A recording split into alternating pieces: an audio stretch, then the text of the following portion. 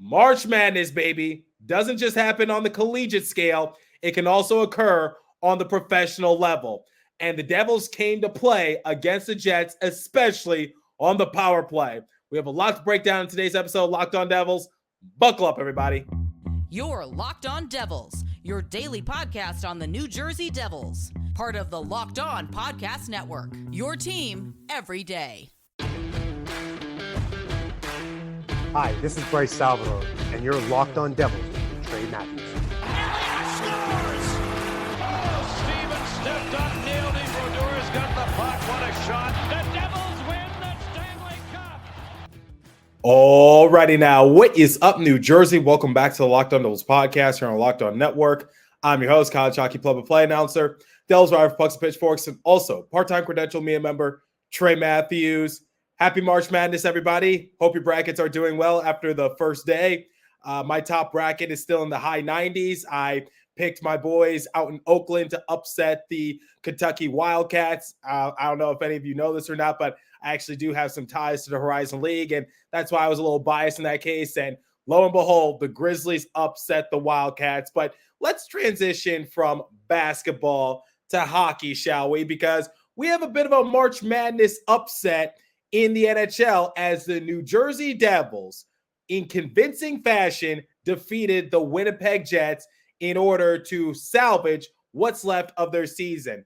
Here's the thing, it's not going to be easy going forward for the Devils, but this was definitely a big win for them because I think it's safe to say that the Devils were heavy underdogs going into this matchup. All hands were needed on deck, and I will explain momentarily why the Devils needed to get off to a good start because it's something they've been doing the last few games. But before we get into the main talking points of this game, before I name my honorable mentions and also 3 stars, and like I do with every post-game recap, compare the stats and give the Devils a letter grade, let's look at the out-of-town scoreboard, courtesy of our pal Bill Spalding, play-by-play announcer for the Devils on MSG. Here's the bad news. The Devils didn't really get much help from some of their opponents out in the league. The Red Wings, they won their matchup against the Islanders, and they stay 6 points ahead in the second wildcard position. The Flyers lost in overtime to the Hurricanes, so the Devils are now 7 out in third for the Metro. And when looking ahead, here are some of the upcoming matchups for the Devils, Red Wings, Flyers, and also Capitals. First for the Devils, their next game is going to be against the Ottawa Senators, then in New York against the Islanders, then in Toronto against the Maple Leafs, then in Buffalo against the Sabres, and then they're back home at the Prudential Center against the Penguins, a team, like I said in my previous postgame recap episode, that they've had great success with recently. Then for the Red Wings, Predators, Capitals, Hurricanes, Panthers, and Lightning. Simple start, but a tough finish for the Red Wings, if you ask me. For the Flyers, it's the opposite. It's going to be a tough string of games, but then it'll lighten out. They got the Bruins, the Panthers, Rangers, Canadiens, and then the Blackhawks. Then for the Capitals, Hurricanes, Jets, Red Wings, Maple Leafs, and Bruins. Here's my initial thoughts to the game. This was definitely a big win for the Devils. No ands, ifs, or buts about it. But the problem is it doesn't really move the needle because, as Bill Spalding said, the Devils are still 7 points out of a third position in the Metropolitan Division, and they're still 6 points out of the second position in the wild card. Theoretically, the Devils didn't really go anywhere. They didn't go forward, but they didn't go backwards either. They stayed stagnant. And it's a little frustrating because there are only 12 games remaining for Devils, believe it or not. And now they're going to have to rely a lot on these out-of-town scoreboards to try to bail them out more times than not. And to make matters worse, during these next 12 string of games, 25% of those games are going to be against Austin Matthews and the Toronto Maple Leafs. The Devils have to play them 3 times to close out the season. By the way, I don't know who makes the schedule, but whoever made the schedule, you really fumbled the bag in this case. I don't know why the Devils have to play the Maple Leafs 3 times to close out the season. That doesn't really make much sense, but I'm not going to go on a tangent on something that doesn't really matter in that sort of circumstance. But it goes to show you that the Devils do have some challenges ahead of them, and this is just one step. I know people are excited, and rightfully so. But like I said in my previous post-game recap episode, you don't want to get too excited, but you don't want to be a Debbie Downer either. I don't want to come off as pessimistic. I just want to come off as a realist, which is the Devils, they still have a lot of work to do if they want to try to claw their way back into a playoff position. And some of it is not going to fall entirely on their shoulders, similar to what Bill Spalding put out on X. It's going to come down to how do some of these other matchups look like for some of their opponents, particularly with the Detroit Red Wings, who hold that second position in the wild card. Or you look in the Metropolitan Division, the Flyers currently hold the third position in the Metro with 79 points. The Rangers and Hurricanes are running away with it. It's not even funny. Rangers have 96 points and the Hurricanes have 94, but it's a matter of who's going to get that third position. Flyers, like I said, have 79. Capitals have 75. Islanders have 73. By the way, they're on a 6-game losing streak, and the Devils have 72. It is possible that the Devils can get that third position in the Metro, or they could get that second position in the wild card. Anything is possible, but like I said, it's going to factor into like what do some of these other teams do. And something I also mentioned on one of my more recent post-game recap episodes is that the Devils can only afford to lose 2 more games in regulation, and the schedule is a little tough from here on out. But winning against the Jets in convincing fashion, that's definitely a good first step.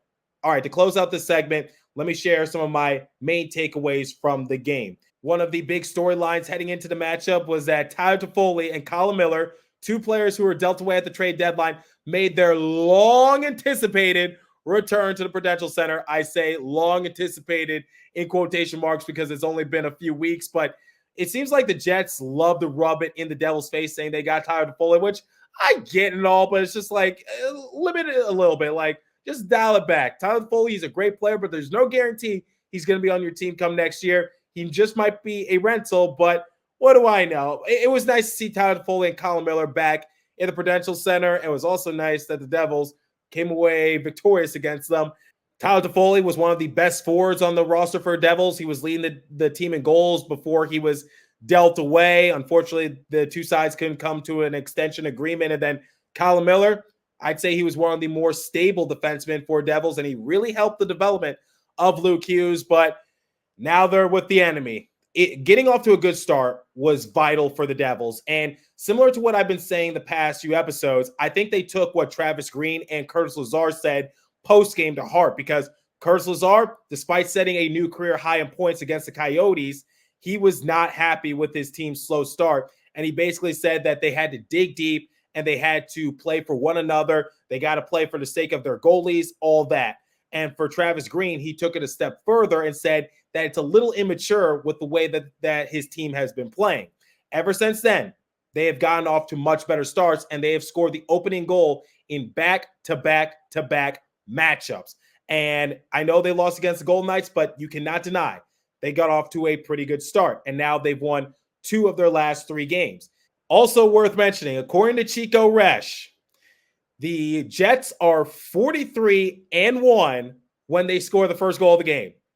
So I didn't want to overreact, but if the Jets score the first goal in this matchup, chances are game already over for the Devils, because I don't think they're going to be the second team to hand the Jets their second loss in terms of beginning the game 1-0. But anyway, that's just pure speculation, but just some food for thought. Goes to show you how pivotal getting off to a good start can be. And you also wonder, like, where was this a few weeks ago? Because now the Devils are in a very unique situation. But digressing a little bit, that first period, it was pretty evenly matched and not really much to write home about, aside from there was a brief pause in action early on in the game. But after the first period, the shots on goal differential, very low, 6-5 in favor of the Devils. Much better defense, but the offense had to get something going. Then in the second period, 23-9 in favor of the Devils, but yet the game was still tied 1 apiece. Jack Hughes, he scored on the power play to get the Devils off to a 1-0 lead, but not too long after, Ehlers, he tied the game and he made Brendan Smith look outright foolish. I know Bill Spalding and company, they were trying to give Brendan Smith the benefit of the doubt on that defensive play, but looking back on the replay, Brendan Smith, he was out of position and he got his ankles taken by Ehlers. Not really an ideal circumstance for the Devils defensemen. And also I want to add on to this, which is Brendan Smith. He played a career high in minutes against the Penguins. So nothing is really changing in terms of the role for Brendan Smith. But digressing a little bit, I'm sure it was a little frustrating that the Devils were generating all these shots and they avoided Connor Hellebuck, but yet they still ran into hot goaltending. They still had to play against Laurent Brossoit. And even though Brossoit is not Hellebuck, going into the matchup, he had won his last 5 starts, including back-to-back shutouts in his last 2. Still not an easy challenge for the Devils, and they were going to have to give it their all against Brossoit, who was on a bit of a heater heading into the Prudential Center. And they got 23 shots, and they still have a deadlock. But then the third period, the floodgates started to open a little bit more. They had less shots, 12-5, still in their favor. But Nico Hischier, he had a power play goal. Jack Hughes, he had another power play goal, a 2-goal performance for Jack Hughes. Timo Meier, he got the empty netter to put the game to bed. The Devils dominated this matchup, and also they took a lot of pressure off of Jake Allen's shoulders, and I said that was another X factor to consider. Jake Allen has seen 130 shots so far in a Devil sweater, and he has made 123 saves. That gives him a .946 save percentage. And I know I've been adamant the last few weeks about not overworking your goalies because this was the third straight matchup in which Jake Allen was in between the pipes for the Devils. And in starting in general, he has started the last 4 of 5 matchups for New Jersey. And I'm being a little hypocritical here, but desperate times call for desperate measures. And the Devils do not have time to be picky in this case. You got to ride the hot goaltending. But the Devils, once again, they took the pressure off his shoulders because the Jets finished off with 19 total shots on Allen. And I'm sure he was happy to see that because the last couple games, he had to make like 30-plus saves. The reason why the game against the Golden Knights was not a blowout was because of Jake Allen. The reason why the Penguins were kept at bay for the most part was because of Allen. But in this matchup, 19 shots that he had to face and he made 18 saves. I think Jake Allen will take that any day of the week, and it kind of takes the burden off of his shoulders. So that way he's not getting fatigued and he's not getting overworked. Jake the Snake, another phenomenal showing. And honestly, if the Devils do make the playoffs, I think you're looking back at Jake Allen and being that X factor piece as to why the Devils were able to turn around so quickly, but still, like I said early on in the segment, a lot of work to do, but they're heading in the right direction. And even if they don't make the playoffs, end the season on a high note. Now, before I list my honorable mentions and also 3 stars in the matchup, let me tell you guys about the Game Time app. You guys know I'm a big fan of the Game Time app. I used it to buy Los Angeles Lakers tickets when I was in LA covering the Devils and Kings. And the thing about Game Time is last minute tickets, flash deals, zone deals, easy to find and buy tickets for every kind of event in your area. Views from all seats in the venue, lowest price guaranteed, event cancellation protection, job loss protection, etc. See the view from your seat before you buy so you know exactly what to expect when you arrive. Download the Game Time app, create an account, and use the code LOCKEDON for $20 off your first purchase. Terms apply. Again, create an account and redeem code LOCKEDON for $20 off. Download Game Time today. Last minute tickets, lowest price guaranteed. Okay, I already mentioned Jake Allen in the first segment of today's show, but I still want to give him an honorable mention because, like I said, he has been phenomenal in between the pipes for the Devils, and he's exceeded my expectations, if I'm being completely honest. Jake Allen has been very vital for New Jersey, and it goes back to the question, which is, if the Devils had some consistent goaltending early on in the year, where would they be? Because they tried putting their trust in Vitek Vanecek and Akira Schmid. They tried rolling with that tandem that they had during the playoffs. Did not work.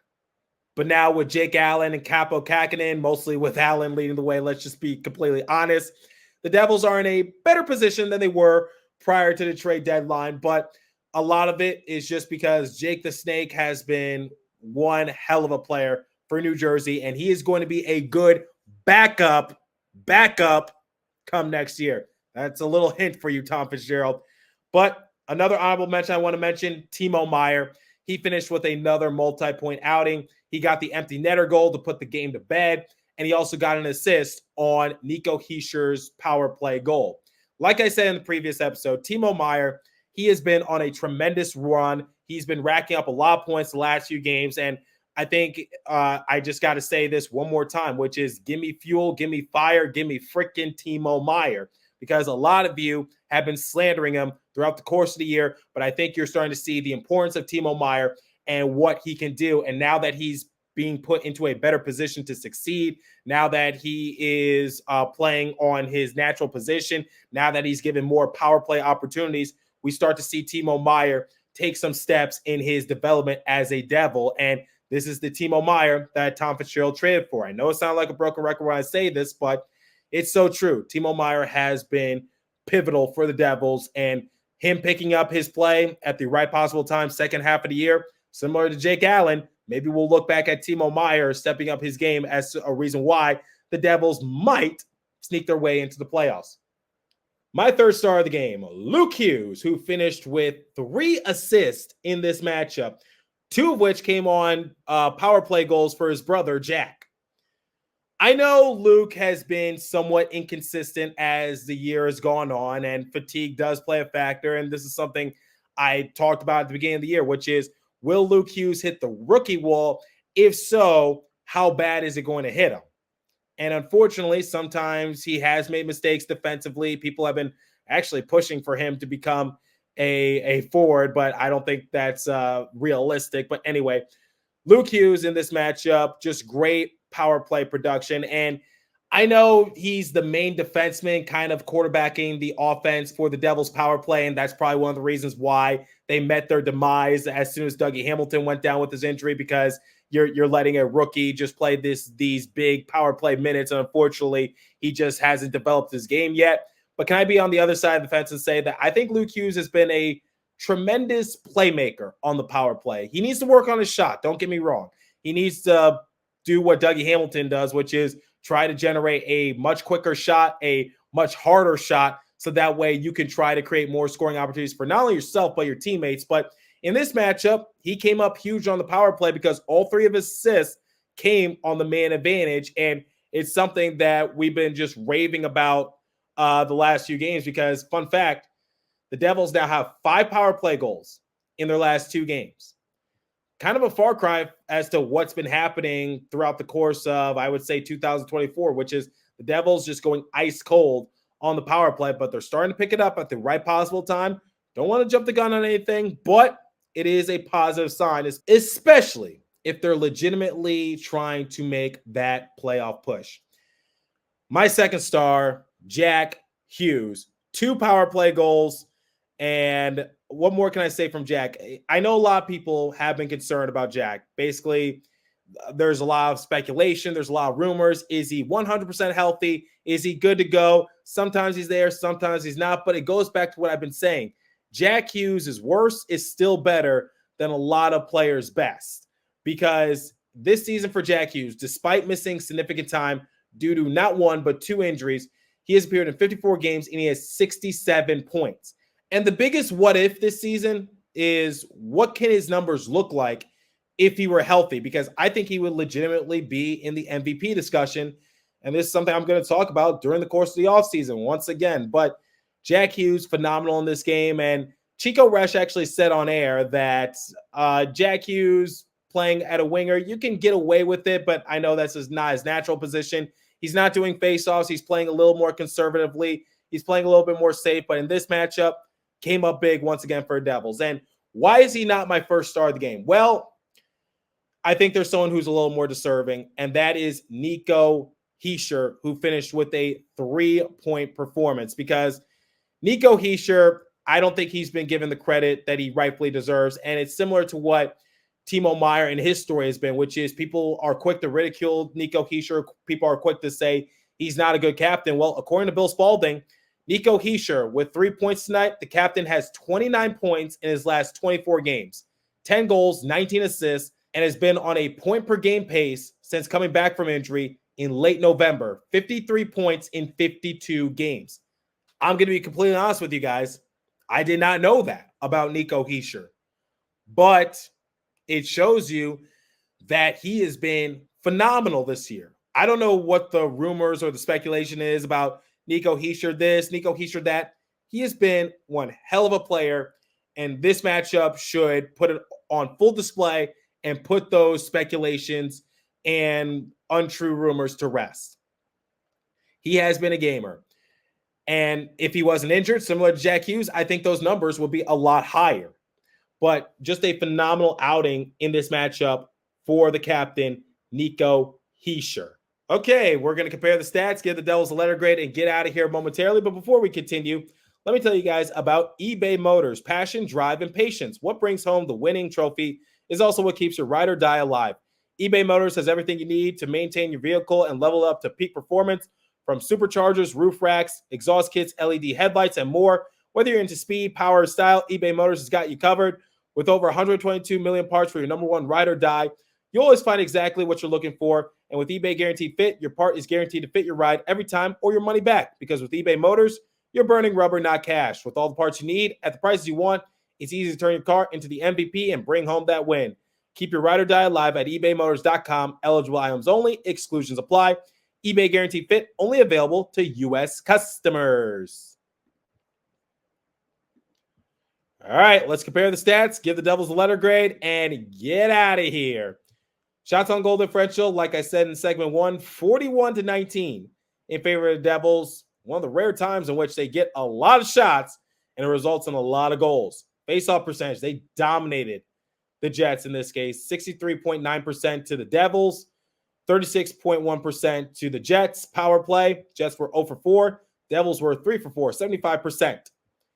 Hits, 10-9 in favor of the Devils. Block shots, 19-11 in favor of the Devils. Giveaways, 5-4 in favor of the Devils. Takeaways, 9-4 in favor of the Devils. If I had to give the Devils a letter grade, is it wrong for me to give them? I'll give them an A-. I'll give them an A- because they still left the second period tied. They still need to finish on their scoring chances. Obviously, they run into hot goaltending, but I'd say it was a pretty good performance all in all, and it's against a team that they were heavy underdogs against. And in the month of March, madness can occur. Just look at college basketball, for example.